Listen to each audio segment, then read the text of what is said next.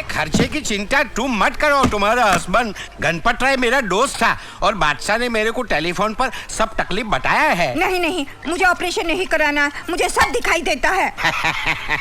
Thank you thank you thank you. वो बादशाह है ना, इतना छोटा था ना तभी मैंने उसको देखा था, अभी तो बड़ा हो गया होगा ना। किधर मिलेगा वो इस वक्त ऑफिस में है। किधर है उसका ऑफिस?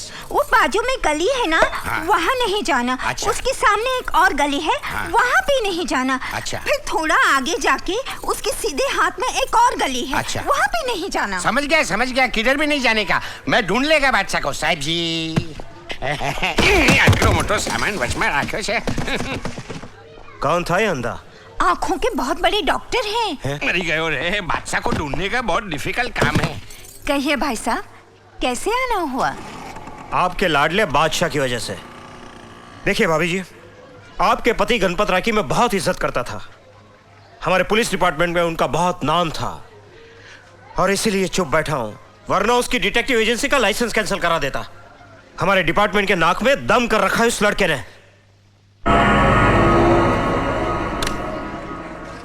खाली बैग। रामलाल, पैसे कहाँ हैं? गिरा दिए क्या? डूब गए। कैसे कैसे? बता दो कैसे डूब गए। जुए का टेबल तोड़ा, 10,000 रुपए चुकाया।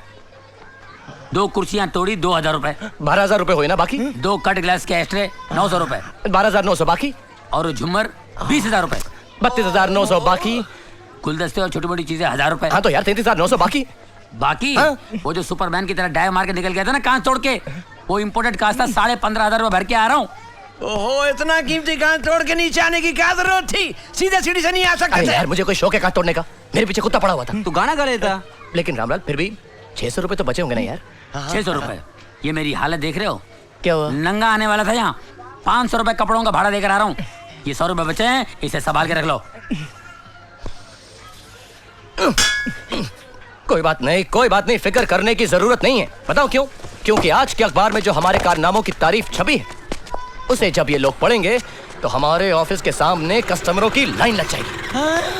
लग गई, लग गई, लग गई, लग गई, लग गई। बादशाह का ऑफिस किधर है? ये क्या ऊपर है ना? ये बादशाह का ऑफिस है। अरे इधर से तो मैं 4 बार गुजरा, मेरे को किसी ने बताया नहीं। जा बेटा, थैंक यू। ओके।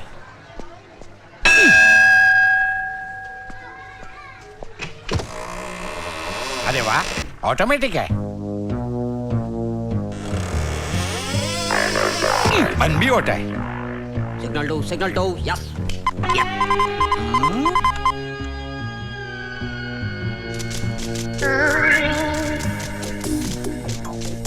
ए भाई, इसमें कागज तो डाल।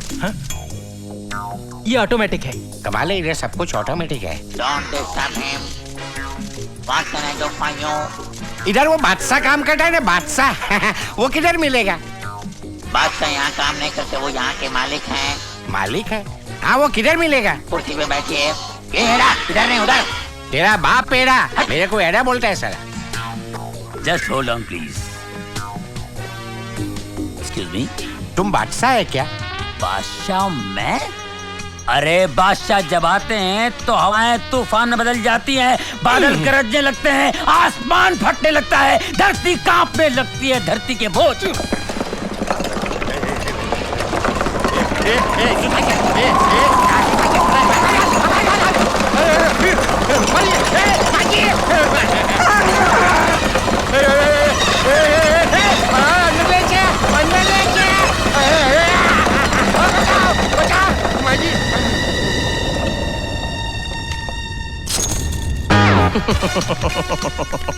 कैसे हैं टाटा साहब? देखिए, वैसे तो मैं आपकी बहुत इज्जत करता हूँ लेकिन आपके जहाज की चोरी का केस मैं नहीं ले सकता, क्योंकि वो बिरलास और अंबानीज भी वेटिंग लिस्ट में लगे हुए हैं। जी हाँ और वो किर्लोस्कर ने तो नाक में दम कर रखा है सर। क्या आप मुझे पैसों का लालच दे रहे हैं टाटा साहब? शायद आपको मालूम नहीं कि मेरे पास भी लाखों करोड़ों रुपए हैं। Don't waste my time. Okay tata, bye bye. अगर ये टाटा का फोन फिर से आए तो कह देना मैं ऑफिस में नहीं हूँ। ओके मिस्टर बादशाह, अमेरिका के प्रेसिडेंट मिस्टर बिल क्लिंटन के सेक्रेटरी क्लिंट ईस्टवुड का फोन है। वो कह रहे हैं अमेरिका में उनका कोई एटम बम चोरी हो गया है, उसे ढूंढ निकालने का कुछ 10 लाख डॉलर्स देने को तैयार हैं। America? No no no no no man, तुम्हें तो मेरा असूल मालूम है, जो पहले आएगा वही पहले जाएगा। ऊपर। अरे क्या ये क्या हो रहा है? ए ऊपर कैलकुलेटर है। ए नीचे कर। नीचे कर। साहब, ये सीक्रेट डॉक्यूमेंट्स पे सीक्रेट साइन कर दीजिए।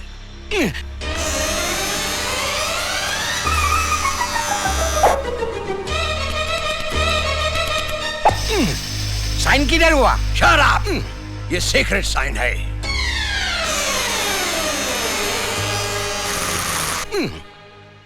हाँ तो कहिए, क्या तकलीफ है? तकलीफ ये है कि ऑपरेशन करने का है, लेकिन माँ ना बोलती है। इसका मतलब है कि माँ को मनाना पड़ेगा। एकदम करेक्ट। ओके। माँ की उम्र? यही कोई 50 के आसपास। और आपकी उम्र? 55। माँ की उम्र 50 और आपकी उम्र 55, यानी बेटा माँ से भी बड़ा है। इंटरेस्टिंग है। ये गधेरा, मैं तेरी माँ की बात करता हूँ। मेरी माँ? तूने सवेरे मेरे को फोन किया था ना? आप डॉक्टर रुस्तम है क्या? एकदम करेक्ट। सवेरे साला मेरे को फोन करके बोलता है, रिक्वेस्ट करता है, डॉक्टर साहब माँ के ऑपरेशन का पैसा मैं थोड़ा थोड़ा करके देगा।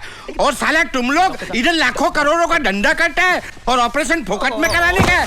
मैं नहीं करेगा तेरी माँ का ऑपरेशन। किधर गया? मैं यहाँ हूँ डॉक्टर साहब। नीचे उतार। हम लोगों से गलती हो गई, हम समझे आप हमारे कस्टमर हैं। नीचे उतार। ये लाखों करोड़ों की बात, ये यहाँ का ऑफिस, ये सब झूठ है। हम तो नीचे फंसे उतार। हैं। अरे नीचे उतारना यार तू। डॉक्टर साहब प्लीज मुझे माफ कर दीजिए, प्लीज मेरी माँ का ऑपरेशन सस्ते में करा दीजिए प्लीज। देख, अभी मेरा दिमाग बहुत गर्म है, ठंडा होने दे, उसके बाद ठंडे दिमाग से हम सोचेगा। नीचे उतार। नीचे तो हम बैठ के आपसे माफी मांग रहे हैं, धंधा प्लीज डॉक्टर करता है, साहब। मैं नहीं करूंगा तेरी माँ का ऑपरेशन। क्या कर रही हैं? माँ जरूरी मारे छे। माँ यहाँ ऑफिस में मत बात, बहुत इज्जत है मेरी यहाँ पर माँ प्लीज।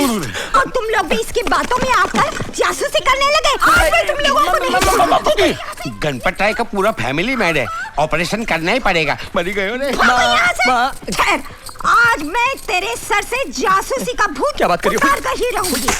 तुझे हवालदार बना मामा एक मिनट, तुम चाहती हो ना कि मैं बहुत बड़ा आदमी बनूं? हाँ। तुम चाहती हो ना कि मैं कामयाब हो जाऊं? हाँ। पिताजी भी यही चाहते थे। हाँ। तो बस माँ प्लीज मुझे 2 महीने की मोहलत दे, और अगर इन 2 महीने में मैं कामयाब नहीं हुआ ना, फिर तुम जैसा चाहोगे वैसा ही होगा। सच।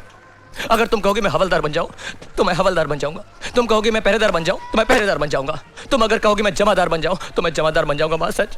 अच्छा, चल कर खाना खा ले। ठीक है, तुम इतने प्यार से कह रही हो तो मैं चलता हूँ।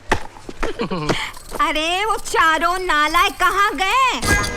हम सब यही हैं।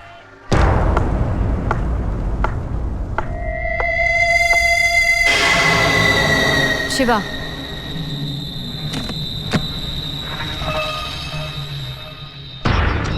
$1 करोड़ एडवांस, बाकी काम होने पर। टारगेट? गोवा की चीफ मिनिस्टर गायत्री बच्चन। जगह? एक ओल्ड पीपल होम का उद्घाटन। उसके अंदर जाने के लिए तुम्हारा ये VIP पास से तो मैं अंदर जा सकता हूँ, हथियार अंदर कैसे जाएगा? ये चीफ सिक्योरिटी ऑफिसर तुम्हारी मदद करेगा। ये फंक्शन 15 दिन बाद 26 सितंबर को है। ओके। 26 सितंबर? इसका मतलब है 24 सितंबर तक हमें कुछ ना कुछ करना पड़ेगा। ये काम करेगा कौन? बादशाह डिटेक्टिव एजेंसी।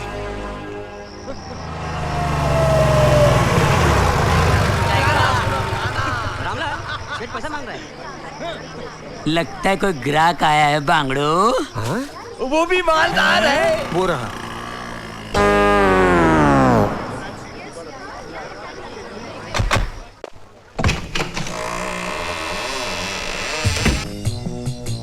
नो इम्पॉसिबल, बिल्कुल टाइम नहीं हमारे पास, sorry. Excuse me.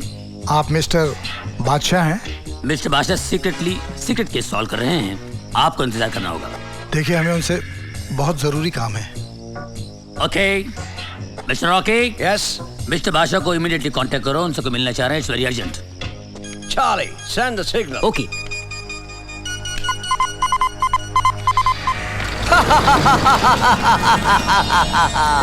Ambu Dhiru भाई चिंता नहीं करता। आपका जो जहाज समुद्र से चोरी हो गया था ना, उसे हमने ढूंढ निकाला है। हाँ, अरे हमारे गोदाम में पड़ा हुआ है, आप बस पेमेंट भिजवा कर उसे मंगवा लीजिएगा। Okay bye. By the way भाभी केम छे? मजामा? गुड। मारी याद आवजो। हाँ ओके ओके बाय बाय। हाँ आवजो आवजो आवजो। Yes mister Jhunjhunwala. आपको मेरा नाम कैसे? आपके कोट के बाएं हाथ के स्लीव के नीचे जो आपका बायां हाथ है उस पर एक सोने का ब्रेसलेट है जिस पर साफ साफ लिखा हुआ है के झुनझुनवाला। बैठ जाइए। कहिए क्या काम है? ये मेरी बेटी सीमा की तस्वीर है, मुझे इसकी शादी करनी है।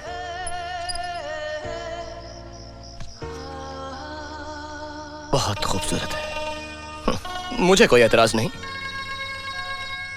लेकिन इसके लिए आपको मेरी माँ से बात करनी होगी। नहीं नहीं, आप समझे नहीं, लड़का तो मैंने ढूंढ लिया है। यह है नितिन धर्मपाल, हाय, मेरे मरहूम दोस्त का बेटा। समझ गया। और आप चाहते हैं कि आपकी बेटी की शादी इनके साथ हो जाए? जी। शादी करानी है तो किसी पंडित जी के पास जाइए ना, आप मेरे पास क्यों आ गए? दरअसल मेरी बेटी के सर पर लव मैरिज का भूत सवार है। या सो वो नितिन को पसंद तो करती है लेकिन इससे शादी नहीं करना चाहता। ओफो, तो फिर आप जानबूझकर अपनी बेटी के साथ जबरदस्ती क्यों कर रहे हैं? इसलिए कि मुझे ब्रेन ट्यूमर है, लास्ट स्टेज। 26 सितंबर को मैं अमेरिका जा रहा हूँ ऑपरेशन के लिए। जिंदगी का क्या भरोसा। और बस मैं समझ गया झुनझुनवाला सर। अब आपकी आखिरी इच्छा यही होगी ना कि मैं आपकी बेटी के दिमाग से लव मैरिज का भूत उतार दूं? जी। और 26 तारीख से पहले आपकी बेटी और नितिन साहब की शादी करवा दूं? जी बिल्कुल। मैं आपका ये एहसान जिंदगी भर नहीं भूल सकता। आपकी जो भी फीस है मैं देने के लिए तैयार हूँ। अगर कुछ एडवांस कहें तो। नहीं झुनझुनवाला साहब, कैसी बातें कर रहे हैं आप? ले यहाँ पे एरिया में सैटेलाइट का प्रॉब्लम है, आप फिक्र मत कीजिए। आपकी फीस कितनी है? झुनझुनवाला साहब, अब आपका केस ही कुछ ऐसा है कि मैं अब क्या बोलूं, लेकिन फिर भी आप खुशी से देना चाहते हैं तो 10,000 रुपए एडवांस में दे दीजिएगा और 40,000 रुपए काम होने के बाद। जी बहुत अच्छा।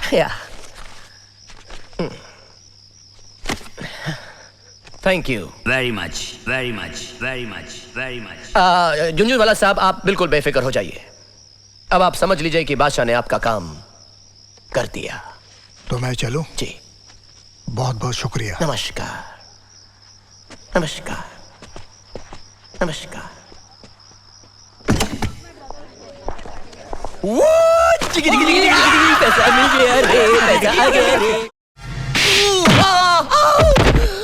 बदतमीज। क्या हुआ मैडम? ये लफंगा गाना गाने के बहाने मेरी तरफ देख देख कर इशारे कर रहा था, मुझे घूर घूर कर देख रहा था। ये तो हो ही नहीं सकता क्योंकि ये बेचारा तो अंधा है। मेरा चश्मा। क्या बात कर रहे हैं आप? अगर ये अंधा है तो कैसे नाच रहा था, कूद रहा था? बिना देखे ये सारी जगह कैसे घूम सकता है? एक कलाकार अपनी मन की आंखों से देखता है। ये बेचारा तो अपना पेट पालने के लिए सालों से यहाँ पे गा बजा रहा है, यहाँ के कोने कोने से वाकिफ है। आपने खामखा से मार दिया। रहने दीजिए मैनेजर साहब, रहने दीजिए। जिसे किस्मत ने इतना मारा हो उसे कोई और थप्पड़ मार दे तो क्या फर्क पड़ता है? हाँ? मैडम। ओह मैडम यहाँ नहीं, मैडम यहाँ है। मैडम ने पैंटे पहनी है। हाँ।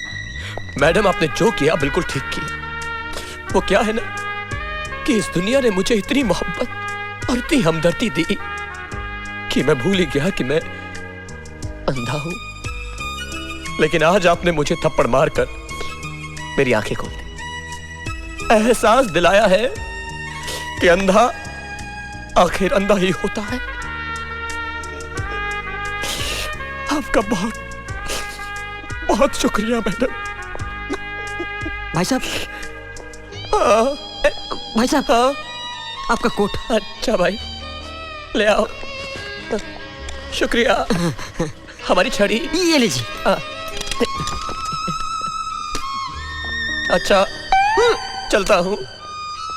अरे अरे भाई, भाई कोई है जो हमें हमारे बस स्टॉप तक छोड़ देगा? अरे भाई हमारी बस का वक्त हो गया है। चलिए मैं आपको छोड़ देता हूँ, चलिए। आप चलेंगे? हाँ हाँ। अच्छा आइए।